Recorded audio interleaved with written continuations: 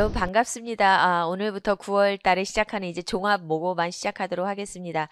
여러분 그동안 이제 공부 열심히 하셨던 것을 이제 9월에서부터 10월, 11월까지 한 70 며칠 정도 남은 것 같은데 그동안 이제 여러분들이 한번 실험해보는 그죠? 내가 이제까지 공부했던 것이 어느 정도였었는지 그리고 또 우리 첨삭반을 통해서 어느 정도 내가 위치에 있는지를 조금 더 여러분들이 정확하게 가름하면서 여러분의 실력을 테스트해보는 시간이다라고 보시면 되겠습니다. 그래서 제가 수업 시간에 항상 말씀드리는 것 중에 하나가 우리가 습관 형성을 하려면 66일이 걸린다라고 해요. 그게 이제 행동주의 과학자들이 만들어낸 이제 어떤 공식이에요. 물론 뭐 그러니까 어떤 다 똑같다라고 할 수는 없지만 공통적으로 평균적으로 얘기했을 때 66일이 걸린다라고 해요. 그래서 제가 이렇게 보니까 오늘 9월 6일부터 시작을 해서 10월 6일, 11월 6일, 한 11월 10일 정도 되면 66일이 되는 거더라고요. 그래서 여러분들이 한 11월 10일 이제 시험에 정말 뭐 몇 주 전, 한두 주 전까지로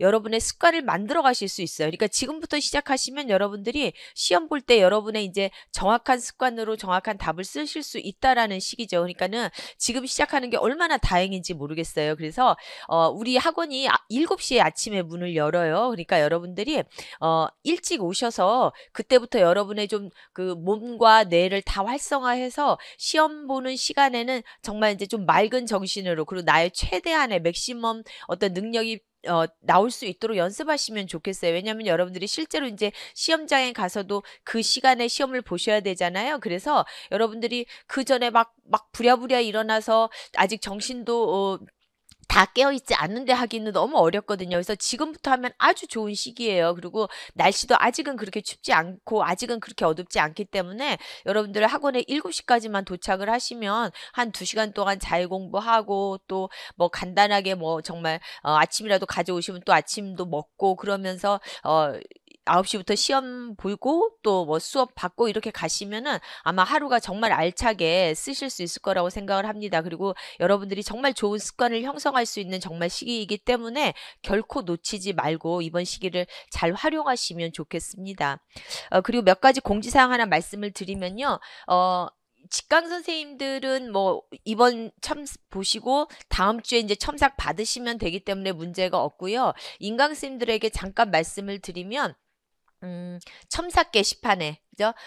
첨삭 게시판을 이용해서 종합반 선생님들은 해주시면 되겠고 각과 단과반 선생님들은 저 같은 경우에는 여기에 써 있는 이제 그 이메일 주소로 보내주시면 개별적인 이제 그 첨삭을 드리기 때문에 그런 식으로 이용해 주시면 되겠습니다. 그리고 혹시 뭐 궁금하거나 물어보실 그러니까 영어 교육론 문제 있으면은 우리 카페 이용해서 제 카페와 또 각 선생님들 카페가 여러분들 그 자료에 다 써 있을 거예요. 그래서 그 카페 이용해서 Q&A 해주시면 되겠습니다.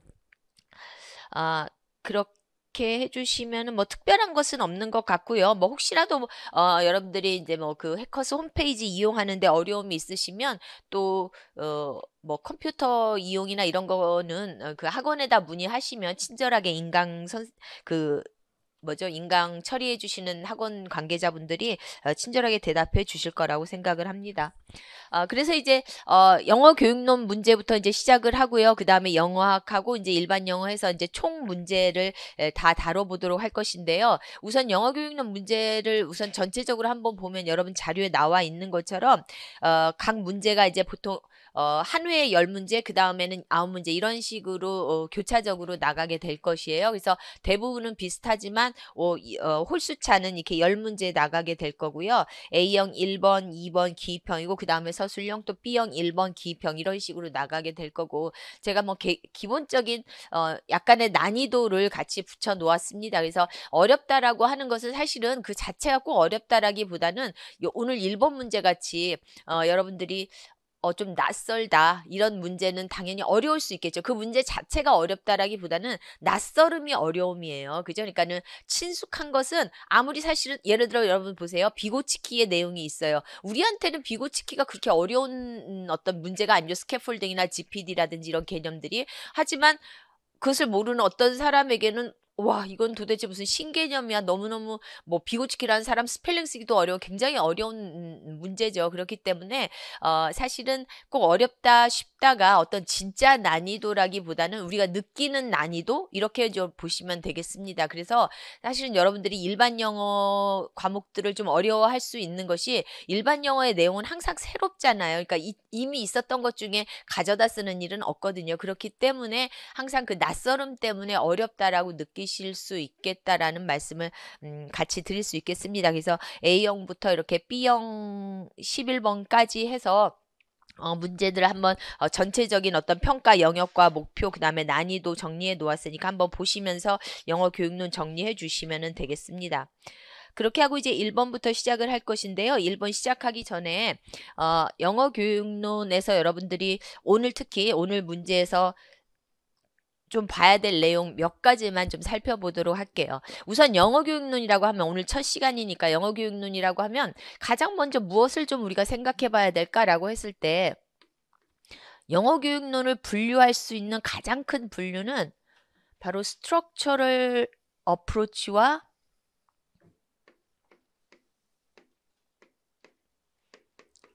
커뮤니커티브 어프로치가 될 수 있겠습니다. 그래서 우리가 영어 교육을 나눌 때 가장 큰 구별은 어디에 스트럭처럴이 속해 있고 어디에 커뮤니커티브가 속해 있는가라고 하면은 다 분류를 할 수가 있어요. 그래서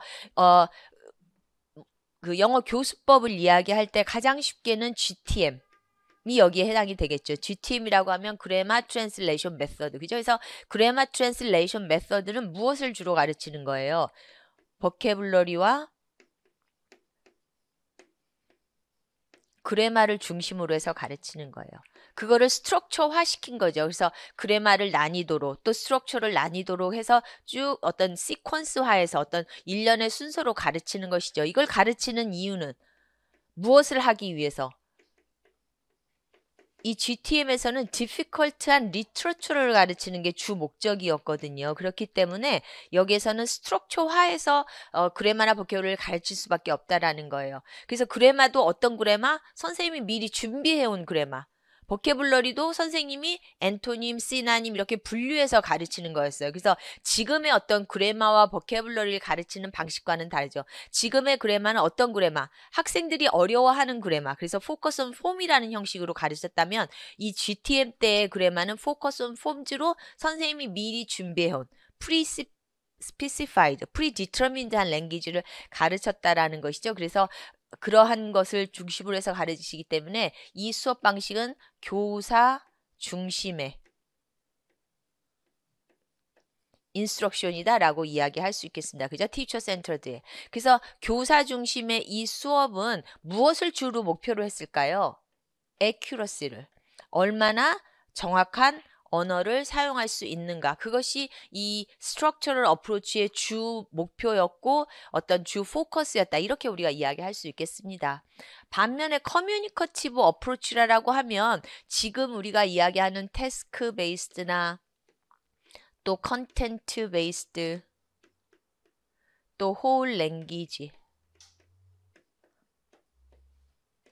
이러한 교수법들이 모두 커뮤니커티브에 해당이 되는 것이죠. 그래서 태스크 베이스는 정말 GTM과 반대 개념으로 이야기할 수 있는 것이 태스크 베이스에서 가르치는 랭귀지다라고 하는 것은 뭐다? 바로 포커스 온 폼의 랭귀지다. 그래서 이거는 선생님이 준비해온 랭귀지를 가르치는 것이 아니라 학생들이 먼저 태스크 퍼포먼스를 해요.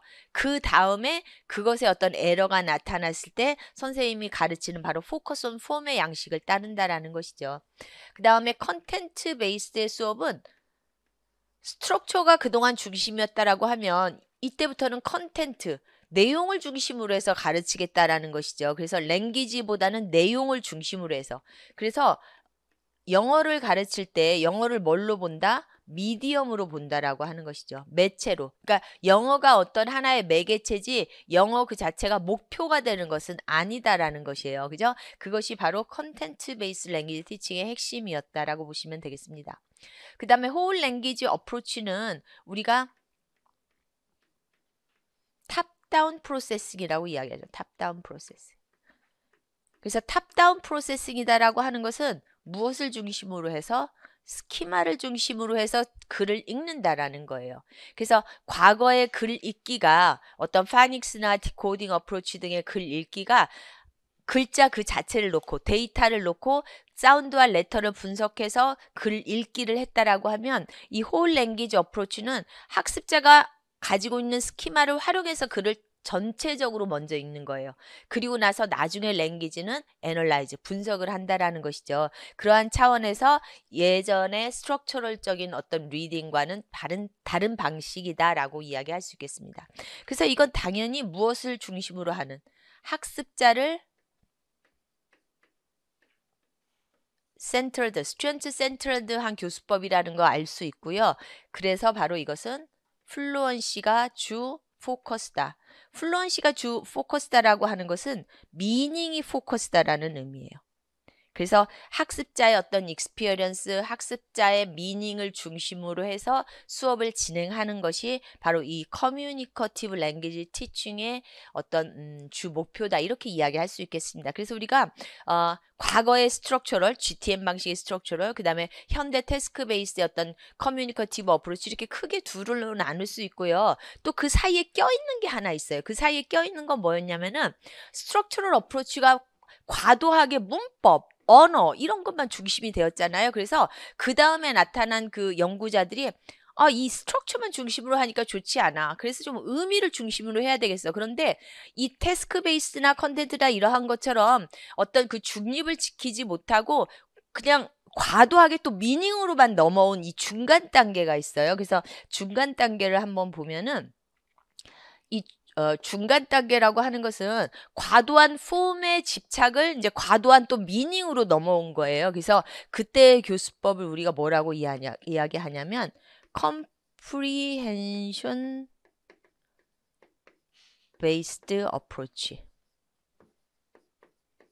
다라고 이야기할 수 있겠습니다.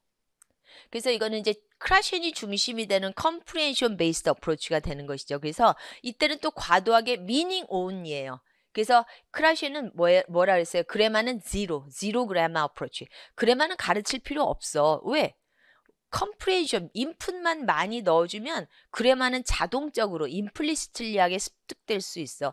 이것은 마치 무엇을 중심으로 하는 것과 마찬가지냐면요. like Aaron children. 모국어 어린이들에게 가르치는 것과 같은 그러한 컴프레hensible 인풋 방법을 넣어준 거죠. 그래서 인풋을 많이 넣어주면 아웃풋은 자연스럽게 따라온다라는 크라셴의 이론을 가지고 한 어프로치들이에요. 여기에 속하는 것들이 TPR. 우리가 잘 알고 있는 토탈 피지컬 리스판스. 이거는 이제 지금은 초등 어린이들에게 많이 사용을 하죠. 그래서 행동을 따라하고 선생님이 명령하고 그러면 아이들은 말할 필요 없어. 너희들은 선생님이 스탠드업 하면 그냥 일어나기만 하면 되고 sit-down 하면 앉기만 하면 되고 오픈 더 도어 하면 그냥 가서 문만 열면 되고 아직은 말하지 않아도 돼. 애기들이 하듯이 그러한 방식으로 가르쳤던 것이죠. 그래서 그와 함께 내추럴 어프로치. 왜냐면 과거의 그 GTM 방식이 뭘 가르치는 게 주 목적이라고 그랬어요. 어려운 문학 작품을 가르치는 게 주 목적이었다 그랬죠. 내추럴 어프로치는 그 반대로 쉬운 에브리데이 랭귀지를 가르치는 게 주 목적이에요. 그러니까는 과거의 그 어떤 GTM 방식과 극을 달하는 어떤 그러한 교수법들이다라고 보시면 되겠습니다. 여기에 또 하나가 있어요. 렉시컬 어프로치. 렉시컬 어프로치는 역시 마찬가지로 과거의 GTM에서 그 그래마를 아니 버케블러리를 어떻게 가르친다라고 그랬었죠? 엔토님즈, 시나님즈, 익스플로네이션, 뭐 또 트랜슬레이션 이런 식으로 가르쳤어요. 그죠? 그냥 똑같은 비슷한 말 쭉 외우고 반대말 쭉 외우고 또 뭐 정의 외우고 이런 식으로. 근데 렉시컬 어프로치는 그렇게 워드 바이 워드로 가르치는 것이 아니라 무엇을? 렉시컬 프레이즈를 가르쳤어요. 그러니까 세트로 가르쳤다라는 거예요. 즉 청크로. 그래서 컬로케이션을 이러한 것들을 가르치는 거. 그래서 이것이 바로 우리가 지금은 뭐 흔하게 쓰이는 어떤 방법이지만 코퍼스의 발전으로, 즉 컴퓨터의 발전으로 이러한 렉시컬 어프로치가 발전되었다, 이렇게 보시면 되겠습니다. 그래서 90년대에 나온 교수법이에요. 근데 이게 다 컴프리헨션 어프로치에 들어간다고요? 네, 그렇죠. 그러니까 왜냐하면 이 렉시컬 어프로치나 내추럴 어프로치나 TPR이나 이 방식들은 인풋을 많이 넣어주면 아웃풋은 자연스럽게 생겨, 이렇게 믿었던 거기 때문에 우리가 그러한 것들을 모두 모아서 comprehension based approach라고 하는 거예요.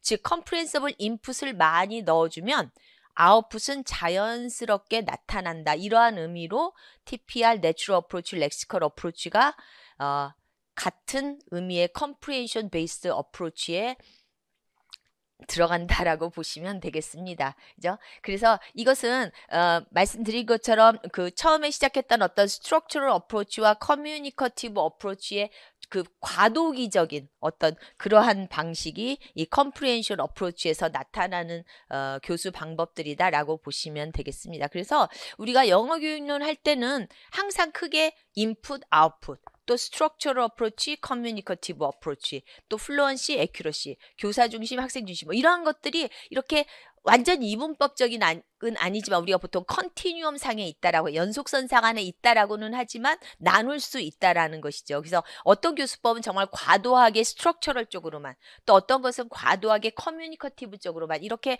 분리되어 있기도 하고, 또 많은 것들은 그 사이에 컨티뉴엄 상에서 한 중간쯤에 위치한 뭐 이러한 교수법들이 이렇게 분류될 수 있다라고 보시면 되겠습니다. 그래서 그러한 것들을 여러분들이 조금 중심을 가지고 문제들을 풀고 해석해 나가시면 되겠습니다. 그래서 한번 오늘 문제로 한번 들어가서 직접적으로 한번 풀어보도록 할게요.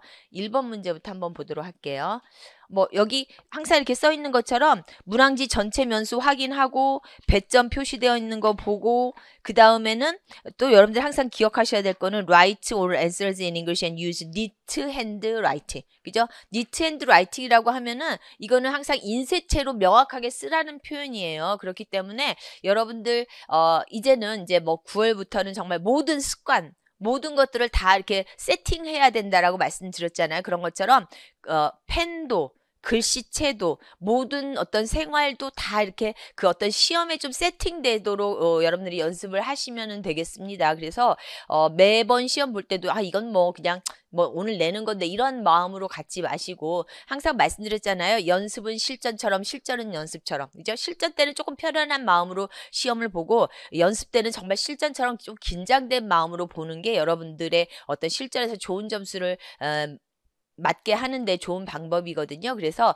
펜도, 또 여러분 글씨체도 다 좀 세팅될 수 있도록 항상 말씀드린 것처럼 펜도 한 5자로 잘 나오는 거 딱 세팅해 놓고서 그것이 내 손에 딱 맞도록 이렇게 연습하시고 하시면 좋겠습니다. 그리고 글씨체도 가능하면 좀 뭐 아주 뭐 예쁘게 쓰라는 그런 말씀이 아니라 또박또박 쓰라라는 말씀이에요. 그죠? 왜냐하면 또박또박 써야지 여러분의 그 답안이 모니터에서 이렇게 보여지는 거잖아요. 그러니까 이렇게 사실은 그냥 종이로 보아도 때는 힘든데 특히 모니터로 보면은 조금 실제 종이보다는 조금 더 흐릴 수 있거든요. 그렇기 때문에 여러분들이 또 너무 진한 것도 이상하고, 사실은 너무 연한 것도 당연히 잘 안 보이기 때문에 좀 어떤 펜이며 글씨체며 그런 것까지도 여러분들이 완벽하게 좀 세팅될 수 있도록 시간이 가면서, 이제 9월 시작이니까 뭐 이제는 뭐 아직은 준비 작업입니다. 그래서 뭐 좀 편하게, 답안도 좀 편하게 쓰시고 또 편하게 한번 시도도 해보고 하는 마음으로 하시면서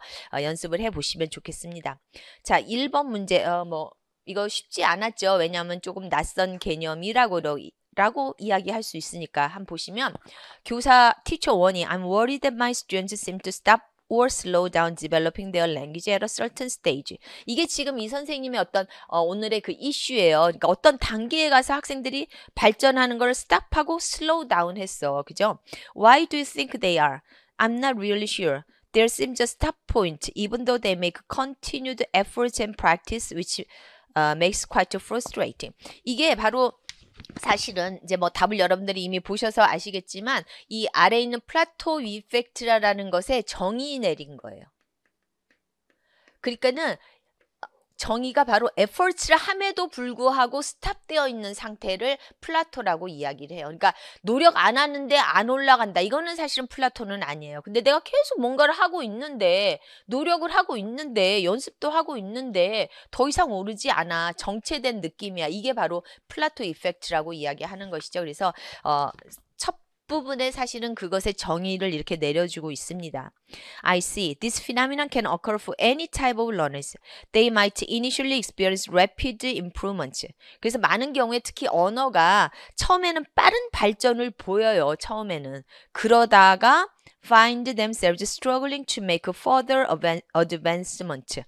그러니까는 어느 더 발전하기가 어려워진다라는 것이죠. 처음에는 막 빠른 발전이 있어 보이다가 사실은 제가 일본어도 한 3개월 정도 했다니까 처음에는 이제 우리가 저 중국어도 한 1년은 배운 것 같아요.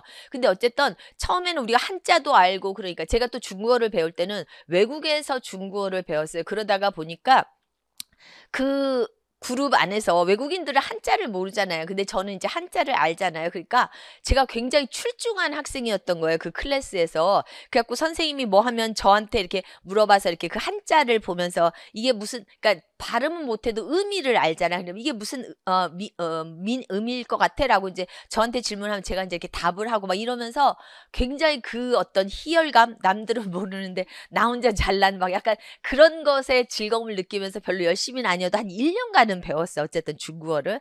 근데 어느 정도까지는 조금 뭐 대충 해도 잘 됐는데 그 다음부터는 이제 어려운 단계에 들어가면 이게 그냥 정말 어떤 막 의지나 내가 어떤 아니면은 내가 어디에 뭐 패스해야 된다라는 그런 게 없으면 사실 더 이상 잘 이루어지지 않는 것 같아요. 그래서 그 플라토 상태에서 넘어서지 못하고 그냥 그만뒀던 적이 많이 있는데 이제 이것도 그런 이야기를 하는 것이죠. 그러면서 the reasons could be 이유는 다양하대요. complexity of language. 언어가 이제 복잡해지기 시작해요. 그죠? 그 다음에 lack of variation. 다양성이 또 없어. 그 다음에 diminishing returns. 이게 또 많은 이유인데 어떤 돌아오는 게 점점 없어. 그죠? 그러니까는 뭔가 점수도 더 이상 오르지도 않고 맨날 2점, 3점 뭐 이런다라는 거죠.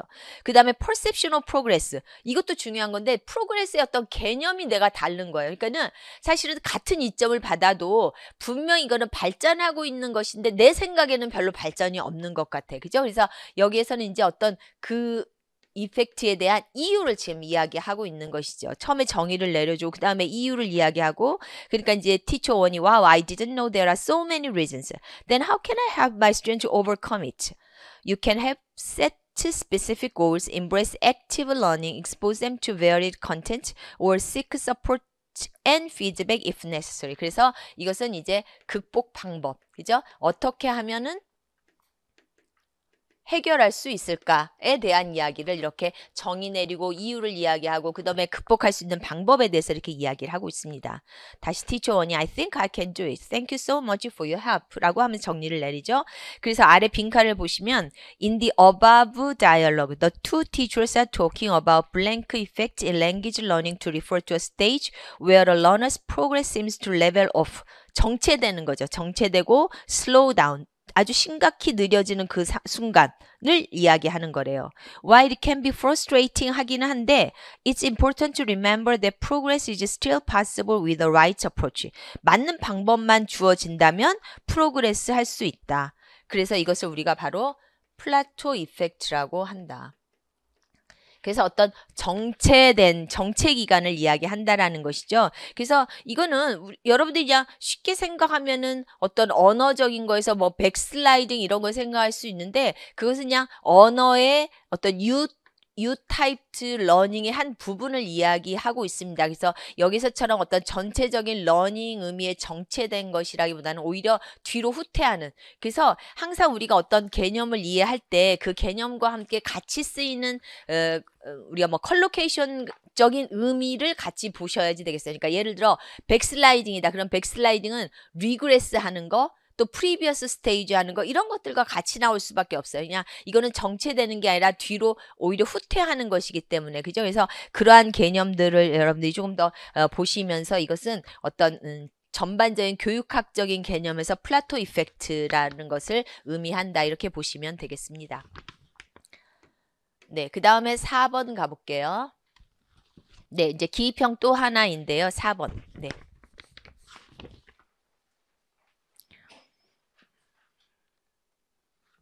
네, 기평에서 이제 이거는 버캐블러리에 대한 것을 이야기하고 있습니다. 그래서 폴 네이션 1990년대 concluded that 5 to 16 exposures are needed in order to learn a word from context. 그래서 벌써 여기서 이제 첫 번째 문장에서 우리가 항상 어떤 큰 힌트를, 가장 큰 힌트를 얻을 수 있다라고 했죠. 그래서 오늘의 토픽 개념에 어떤 learning words, 언어 학습에 대한 이야기를 하고 있습니다. 그래서 한 5번에서 16번의 노출이 필요하대요. 뭘 하려면. 어떤 단어를 컨텍스트로부터 배우려고 한다면. 하지만 second language learners are normally unable to be exposed to large quantities of text. 그만큼 양에 노출되기가 어렵다라는 것이죠. 그래서 우리가 그냥 단어를 따로 암기하지 않고 내가 그냥 글을 읽으면서 어떤 단어를 내가 배우려고 한다면 5번에서 16번은 봐야 된다라는 거예요. 그 어떤 컨텍스트, 즉 다시 말하면 어떤 글에서. 그런데 우리가 그렇게까지 많은 노출을 보기는 어렵다라는 것이죠. 그래서 in a more recent study에서 말하기를 low intermediate EFL learners reading a 109-page book over a 10-day period obtained only 20% pick-up rate of new vocabulary. 그래서 실험을 해보니까 이런 EFL 학생들이 109페이지라는 책을 열흘 동안 읽었는데 한 20%밖에는 픽업을 못했다라는 거죠. 새로운 단어들을. Results so far seem to vary considerably. 근데 이제 이 결과는 되게 다양하대요. 그래서 researchers do seem to have come to the conclusion. 이런 결론에 도달했대요. 어떤 결론에? The number of exposures needed for the mastery of a new word. 지금 여기에서는 5번에서 16번 해야 된다라고 했잖아요. 그런데 이렇게 이런 노출의 횟수는, 어떤 새로운 단어를 습득하기에 필요한 노출의 횟수는 뭐에 달려있대요? hinges on many other factors에도 달려있다라는 거죠. 그냥 단순하게 5번에서 그럼 16번 했다라고 무조건 되느냐? 그것이 아니라 어떤 사람은 더 빨리, 어떤 사람은 더 느리게. 근데 이런 다른 요소들에도 달려있다라는 거예요. 다른 요소는 뭐가 있는가? 여기에 지금 제가 조금 다른 색으로 하이라이트 쳐놓은 것처럼 salience, 또 contextual clues, interest, size 이런 것들이 또 다른 요소다라고 하는 거예요. 그래서 단어가 어떤 컨텍스트 안에서 salience는 눈에 띄는 것을 말하는 것이죠. 얼마나 눈에 띄는가. 그 다음에 contextual clue가 얼마나 풍부하게 제공되고 있는가. 그러니까 그 주변에 그 단어를 이해하기 위해서 이해할 수 있는 다른 어떤 주변의 단어들이 얼마나 제공되고 있는가. 그 다음에 그 학습자들이 얼마나 관심이 있는가. 또 이미 내가 있는 그 버캐블러리의 어떤 내 저장소에 얼마나 크기가 있고 얼마나 수준 높은 그런 어휘 저장소가 내가 가지고 있는가. 이렇게 지금 이야기를 할 수 있다라고 보고 있습니다. 그래서 그 중에서 리플렉션 노트에서 이제 하나를 쓰는 건데 여기에서 한 단어를 찾아서 쓰는 것이 되겠습니다. 그래서 보시면 이제 교사가 이렇게 리플렉션 노트를 썼죠. I found out that the blank in the text as below leads to better retention of the words. 우리가 사실 어휘에서 중요한 것은 바로 리텐션이에요. 그래서 그것도 이제 우리가 특히 long-term 리텐션이라고 하는 거. 왜냐하면 여러분들도 단어를 암기했으면 내가 당장 그 다음날 쓰려고만 하는 것이 아니라 1년 후 가깝게는 한 달 후 또 조금 더 정확하게는 우리가 만약에 내가 그 기출 문제에서 그죠 11월 며칠 날 보는 임용 시험에서 나온다고 하면 그때 사용할 수 있는 그러한 의미로 롱텀 리텐션에 들어가야 되는 게 필요하다라는 것이죠. 그런데 이렇게 배우면 롱텀 리텐션에 갈 확률이 더 높다라는 거예요. 왜냐하면 내추럴 노티싱과 리피티션이 나타나기 때문에. My students need the new words to comprehend the meaning of the content. 그래서 우리 학생들은 어떤 새로운 단어를 그 어떤 내용의 의미를 이해하려면 새로운 단어가 필요하다라고 이야기하면서 이것은 will help the student to notice and use a target words as they read the text, discuss it, complete activities, and write about the text. 그래서 지금 여기에서 나오는 이러한 것들을 보시면 이렇게 richest와 richer, survive와 survivor, miners와 mining 이런 식으로 관련 있는 단어들이 이게 똑같은 리피티션은 아니지만 어떤 같은 군에 있는 단어들의 리피티션을 하고 또한 이러한 어떤 볼드체로 노티싱을 만들어 준다라는 것이죠. 이것을 하는 이유는 바로 salience를 위해서 하는 것이다. 그래서 위에서 나타나 있는 것처럼 네. 여기 있었군요. 네. 어떤 그 컨텍스트 안에서의 세일리언스, 눈에 띄게 만드는 그런 효과를 준다라는 것이죠. 그래서 여기서 나온 것처럼 어떤 리피티션을 하거나 또 아니면 이렇게 볼드체를 쓰거나 또 양을 그 프리퀀시를 높이거나 또 뭐 우리가 아는 것처럼 캐피털 레터를 쓰거나 이런 식으로 해서 세일리언스를 줘서 그 어떤 단어를 내가 암기하고 또 사용할 수까지 있게 만드는 방법으로 어휘 학습을 지금 활용하고 있다. 이렇게 보시면 되겠습니다. 네, 그래서 세일리언스가 답이 되었죠. 네. 자, 그 다음에 이제 서술형 문제를 한번 가보도록 할게요.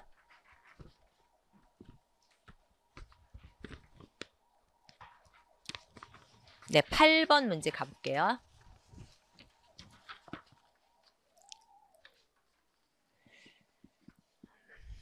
네, 이것은 이제 앱이라는 것을 이렇게 활용을 해서 학습자가 어떤 필요한 어떤 연습을 할 수 있는 자료를 이렇게 이야기를 하고 있습니다. 그래서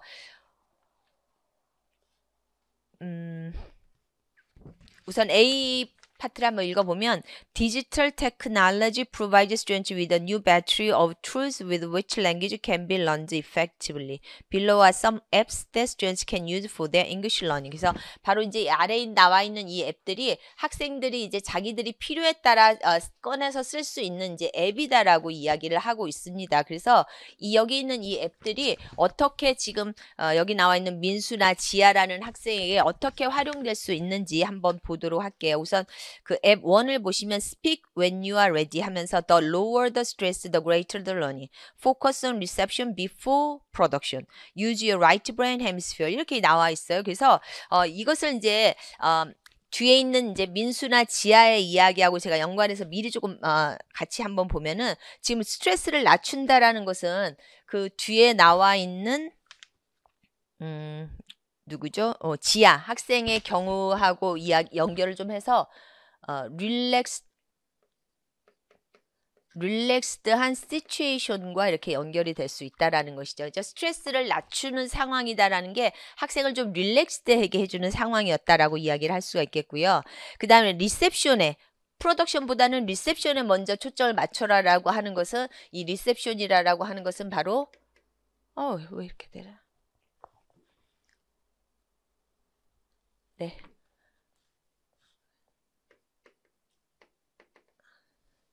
리스닝을 이야기하는 거다 이렇게 보시면 되겠습니다. 그 다음에 라이트 브레인을 이용한다라고 하는 것은 naturally. 그러니까는 우리가 이제 이렇게 말을 할 때도 라이트 브레인을 이용하는 거, 레프트 브레인을 이용하는 게 다르다라고 이야기를 하죠. 그래서 제가 이렇게 준비해온 시간에 어떤 강의를 하는 이런 것은 같은 말을 하더라도 레프트 브레인을 활용하는 거라고 이야기해요. 근데 친구들하고 앉아서 수다 떠는 거는 라이트 브레인을 이용한다라고 이야기하죠. 그러니까 그거는 그냥 자연스럽게 내가 하고 싶은 말을 스판테니어스를 이야기하는 것이고 이렇게 강의 시간이나 어떤 강연이나 이러한 것들을 하는 것은 리스닝을 이야기하는 거다 이렇게 보시면 되겠습니다. 그 다음에 라이트 브레인을 이용한다라고 하는 것은 naturally. 그러니까는 우리가 이제 이렇게 말을 할 때도 라이트 브레인을 이용하는 거, 레프트 브레인을 이용하는 게 다르다라고 이야기를 하죠. 그래서 제가 이렇게 준비해온 시간에 어떤 강의를 하는 이런 것은 같은 말을 하더라도 레프트 브레인을 활용하는 거라고 이야기해요. 근데 친구들하고 앉아서 수다 떠는 거는 라이트 브레인을 이용한다라고 이야기하죠. 그러니까 그거는 그냥 자연스럽게 내가 하고 싶은 말을 스판테니어스를 이야기하는 것이고 이렇게 강의 시간이나 어떤 강연이나 이러한 것들을 하는 것은 내가 준비해온 것을 레프트 브레인을 이용해서 뭐 논리적으로 순서에 맞게 이렇게 이야기하는 것을 말하는 것이 되겠습니다. 그 다음에 두 번째, become fluent with using English. helps you be fluent in English. encourage not to depend on separate words. focus on the role of multi-word units. 라고 하면 지금 이 이제 separate words 사용하지 않고 multi-word units를 사용해라. 이것은 이제 같은 개념으로 우리가 묶을 수가 있겠습니다. 그래서 이것은 combined words를 사용해야라는 이야기가 되겠고 그것은 이제 어떤 chunk expressions죠. chun크로 된 expressions를 사용한다라는 개념이 되겠고요. 그 다음에 첫 번째 helps you be fluent in English라고 하는 것은 이런 것들을 사용함으로써 fluent하게 만들자라는 이야기잖아요. 그래서 이 fluent라는 개념은 뒤에 나와 있는 것에 따르면 래피드한 스피커하고 연결이 될 수 있겠습니다. 그 플루언트하다라는 것은요, 빠르다라는 말하고 아주 직접적인 관련이 있어요. 그래서 제가 종종 말씀을 드리는 것 중에 하나가 우리 영어 교육론 교재론에도 나와 있지만 우리 학습자들이 좀 빠르게 글을 읽는다라는 것은 플루언트한 리더가 되는 거, 또 빠르게 말할 수 있다라는 것은 플루언트한 스피커가 된다라는 거. 그리고 또 하나 여러분들이 어떤 이러한 우리 실제 시험에서 기출 시험에서처럼 아니 모의고사처럼 빠르게 답을 쓸 수 있다라는 것은 역시 플루언트한 라이터를 이야기하는 거예요. 그래서 내 생각에 막힘이 없이 헤저테이션이 많지 않고 어떤 끊김이 많지 않고 그 말은 라이팅에서도 지우는 게 많지 않은 걸 말하는 거예요. 사실은. 그래서 연결고리가 쭉 연결될 수 있도록 하는 거. 이게 바로 플루언트한 스피커, 플루언트한 뭐라고 여기서 나왔나요? 헬프 스피킹 비 플루언트라고 했는데 래피드한 스피커를 이야기하죠. 그래서 지금 제가 이거를 이렇게 써드린 이유는 지금 이 문제를 보면은 B에서 에비던스를 찾으라고 이야기를 하고 있거든요. 그러니까 지금 여기 A 파트에 나타난 걸 근거로 해서 이 B에 나타난 뭐랑 내용을 연결시킬래? 라고 질문을 하는 거나 마찬가지예요. 그러니까는 이 A 파트에 나타난 어떤 이론적인 내용이 물론 같이 좀 포함이 될 수는 있겠지만 어느 정도 포함이 될 수 있겠지만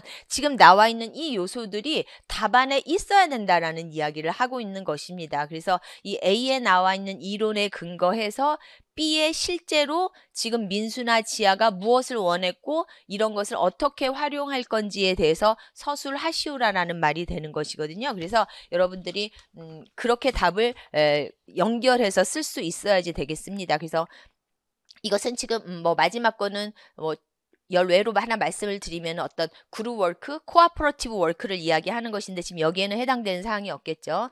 그래서 이제 실제 지아와 민수가 이야기하는 걸 한번 읽어보시면 민수 likes to chat with English speaking friends on the internet whenever he has an opportunity. 말하는 걸 좋아하고 he can manage to speak in English on his pace but cannot follow others' speed of speaking. 그래서 벌써 여기서부터 뭐에 대한 문제점을 이야기하고 있냐면요. 스피드에 대한 이야기를 하고 있어요. 그 다음에 He often gets frustrated not to combine the appropriate words together. 왜냐하면 왜 스피드가 안 나냐면은 단어를 하나하나 모아서 만들려고 하다가 보니까 스피드가 안 난다라는 것이죠. 컴바인이 잘 안 돼요. Even though he knows quite a few words. 그러니까 워즈들은 알고 있는데 컴바인드 된 건 잘 안 된다라는 거죠.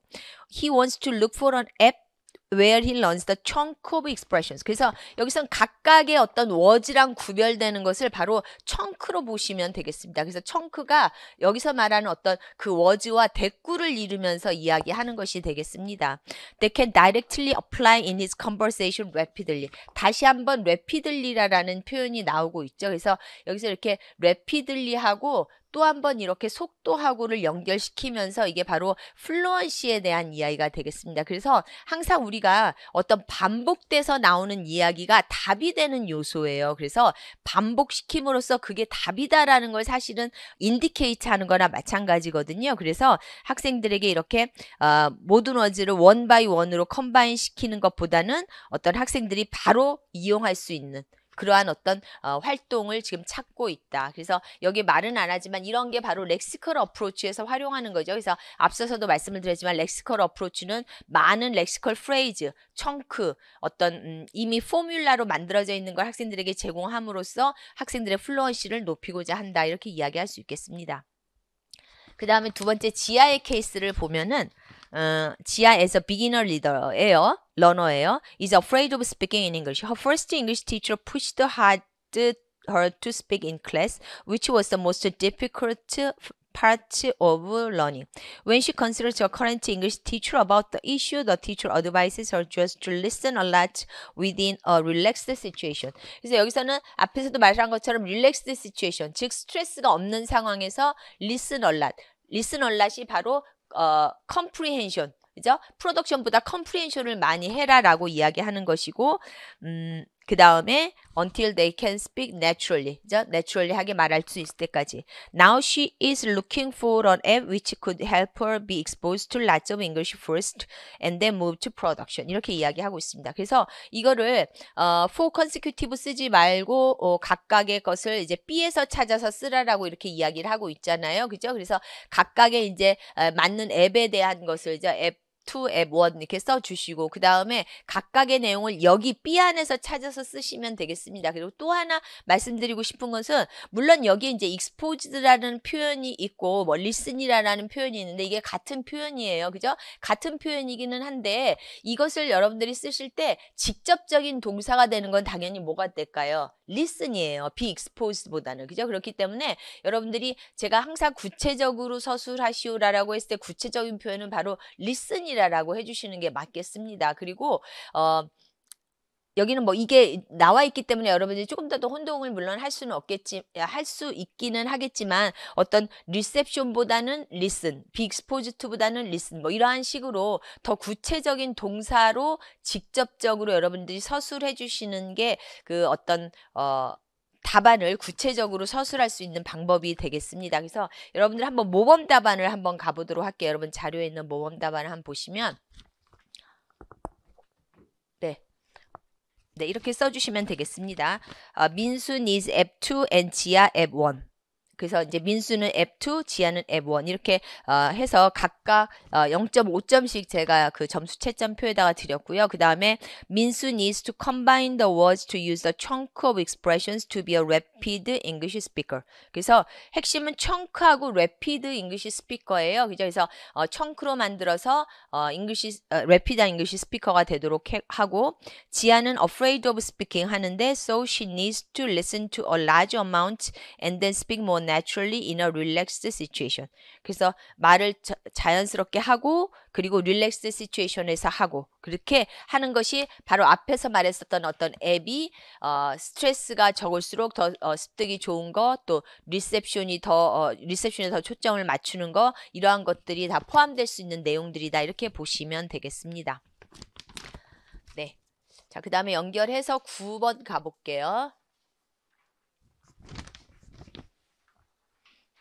네. 체크리스트를 읽고 그 다음에 롤플레이를 읽고 답하시오 이렇게 되어 있죠. 그래서 보시면 지금 미스터 리 교사가 시니어 잉글리시 티처인데 conducted a survey to check the students' use of strategies. Students evaluated their own strategies that they used during the role play. 그래서 학생들이 지금 자기들이 이용한 거에 대해서 지금 이렇게 이야기를 하고 있는 거예요. 그래서 이 중에서 어떤 게 잘 돼 있고 어떤 게 문제가 있는지 그리고 여기서 이제 답안을 쓸 때 여러분들이 하나 또 주의하실 거는 그냥 에비던스가 아니라 이그젬플까지 제시를 하라라고 나와 있죠. 그러니까 이 답안에서 나와 있는 어떤 이그젬플을 함께 위에 것과 함께 써 주시는 것이 필요하겠습니다. 네. 네, 그래서 한번 가보면은 첫 번째 I use communication strategies comfortably when I cannot find the appropriate expressions. communication strategy 사용하고 있다라고 하고 두 번째는 effective strategy를 사용해서 communicative confidence를 높이고 또 motivation과 self confidence를 높일 수 있도록 하는 거. 세 번째 metacognitive strategy를 활용을 해서 learning process를 organize하고 또 evaluate해서 information을 잘 찾는 거. 네 번째 meaning negotiation을 위해서 comprehension check를 찾는 거 이렇게 했습니다. 그래서 보면은 바로 가볼 수 있겠어요. 이제 이렇게 한 명은 의사가고 한 명은 환자로서 지금 롤플레이를 하는데 How old are you? 15. Problem? 하면서 그냥 in Korean 이렇게 해버리죠. 그래서 한국말로 지금 이게 in Korean이 중간에 나와서 앞에 건지 뒤에 건지 조금 헷갈리셨을 수도 있겠지만 뭐 대체적으로는 뒤에 거를 말할 때 이제 problem 한 다음에 한국말로 이렇게 이야기하죠. 아니면 뭐 만약에 정말 여러분들이 헷갈렸다라고 하면은 이게 뭐 없으면은 더 맞을 수도 있겠지만 일반적으로 in Korean 하면 이제 그 뒤에 거를 이야기한다 이렇게 보시면 되겠습니다. 그래서 이렇게 in Korean으로 쓴다라고 하는 것은 뭘 이야기하는 거예요? 코드 스위칭을 이야기하는 것이죠. 그냥 코드를 한국말로 바꿔버렸어. 그죠? 왜 내가 지금 의사소통이 어려울 때 적절한 말을 찾을 수가 없어서 커뮤니케이션 스트래티지로 코드 스위칭을 사용하고 있습니다. 그 다음에 이제 계속 대화가 계속돼요. I have a pain.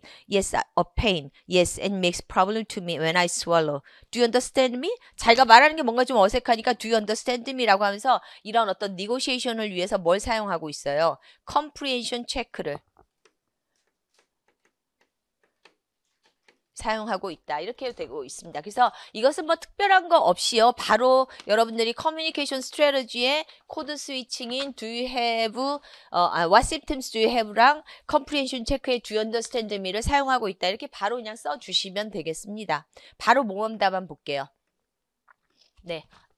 그래서 S1이 사용하고 있는 것은 넘버 1이었고 S2가 사용하는 것은 넘버 4였다. 이렇게 써주시면 되겠죠. 그래서 S1은 커뮤니케이션 스트래티지인 코드 스위칭을 simply 코리안으로 바꿔서 What symptoms do you have? 하고 썼고, 그 다음에 S2가 사용한 4번은 comprehension check로 do you understand me is used for meaning negotiation으로 사용하고 있다. 그래서 바로 그 1번과 4번에 대한 거, 코드 스위칭 한국말로 바꾼 거 comprehension check로 do you understand me 라고 써주시면 example utterance를 꼭 써주셔야지만 되겠습니다. 이런 경우에는. 그리고 그냥 evidence만 쓰라라고 했을 때는 또 그렇게 example을 막 세세하게 쓰실 필요는 전혀 없으세요. 그리고 어느 때는 그게 너무 글이 길어져서 무슨 말을 하는지 오히려 이해하기 또 어려울 수도 있거든요. 그래서 사실은 그 디렉션에 있는 것을 쓰고 디렉션에 없는 것을 쓰는 경우는 오히려 글을 읽는 사람을 좀 혼동되게 약간 헷갈리게 만들 수가 있거든요. 그래서 여러분들이 좀 디렉션에 따라서 잘 서술해 주시면 되겠습니다. 네. 자, 그 다음에 이제 10번 가볼게요.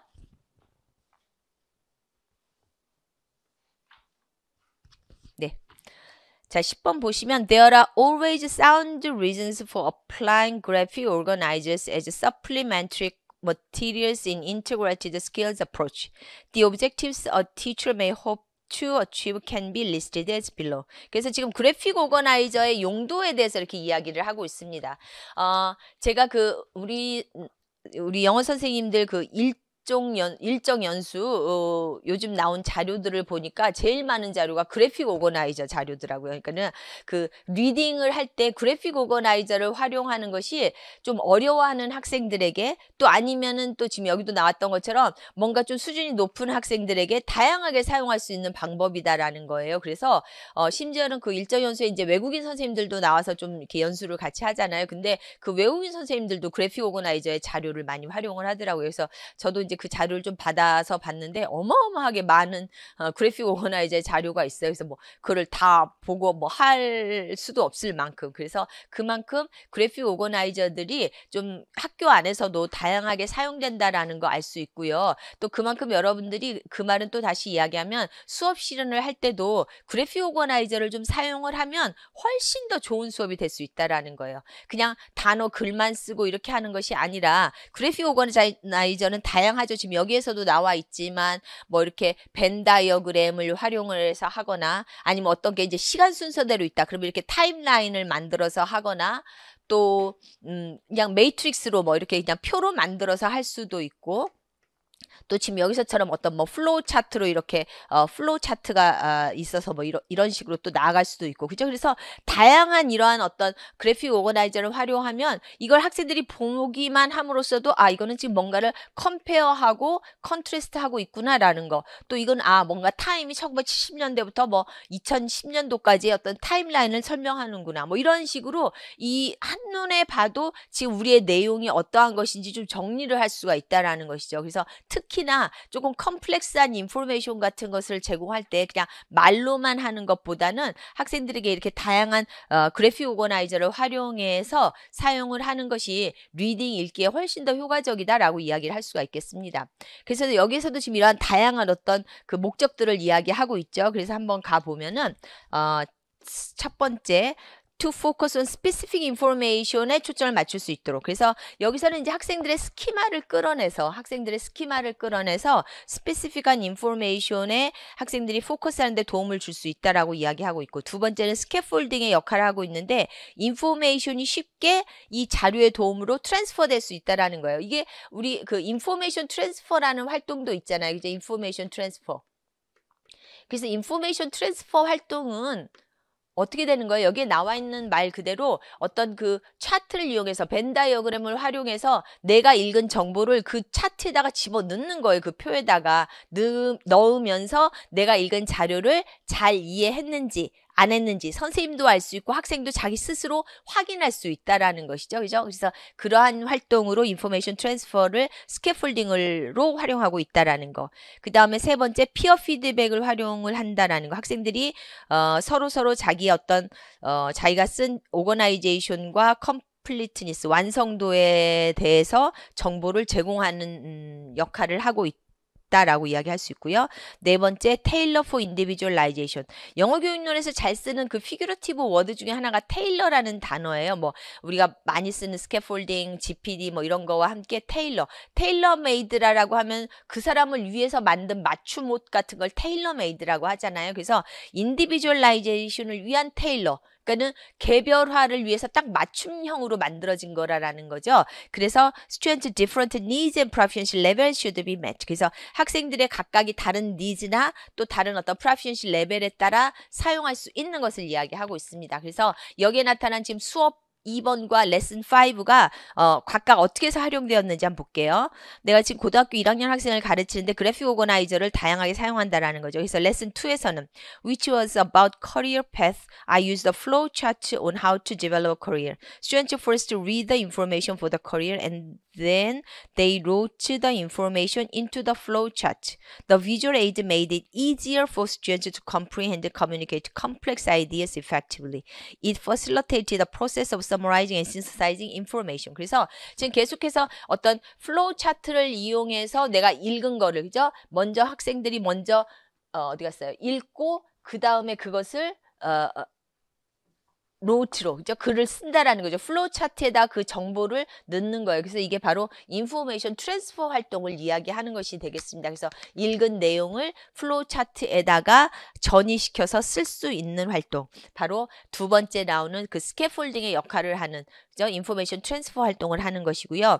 그 다음에 레슨 5에서는 벤 다이어그램을 사용하는데 먼저 나온 게 이제 스트러글링 학생이죠. 스트러글링 학생을 위해서 벤 다이어그램을 활용하는데 거기다가 partially filled 몇 개는 채워 넣어요. 그래서 학생들은 이제 갭만 채워 넣을 수 있도록 하고, 그 다음에 나온 것이 바로 어드밴스드 학생을 위한 거죠. 그래서 어드밴스드 학생을 위해서는 조금 더 복잡한 오거나이저를 이용하는 거. 그래서 스트러글링 학생과 어드밴스드 스튜던트를 구별해서 바로 이렇게 어떤 학생들의 개별화에 맞춤형으로 쓰이고 있다라고 이야기를 하고 있습니다. 그래서 바로 그대로 써주시면 되겠죠. 그래서 첫 번째 활동은 2번 스캐폴딩의 역할로 인포메이션이 트랜스퍼 되는 거. 그 다음에 두 번째 그러니까 레슨 5 활동은 4번으로 개별화에 최적화시키는 활동, 이렇게 이야기할 수 있겠습니다. 그래서 그걸 그대로 모범 답안으로 한번 가보도록 할게요. For lesson 2, 2번이 사용되었다. Flow chart was served as a scaffold. The information students comprehended was written to transfer into the flow chart.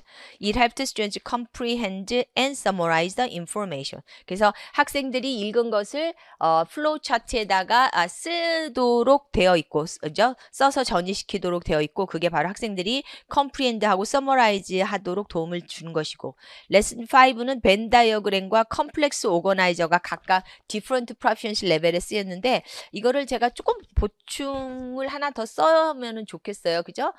그래서 나와 있는 것처럼 이 different proficiency 레벨을 struggling과 그 다음에 advanced student로, 네, 좀 이렇게 써줘야지 좀 더 정확한 글이 될 수 있겠죠. 그래서 그 B에 나타난 것처럼 스트러글링 학생을 위해선 따로, 또 어드밴스드 학생을 위해서 컴플렉스 오거나이저를 이렇게 사용을 하였다라고 해서 각각 찾은 거에 0.5점, 그 다음에 이제 설명된 부분에 1.5점씩 드렸습니다. 그래서 여러분들이 그렇게 정리를 하시면 앞에 나온 내용과 구별 지어서 그대로 볼 수가 있겠습니다. 여러분, 그러면 잠깐 쉬고 그 다음에 A형 10번, 12번과 그 다음에 B형 나머지 하도록 할게요.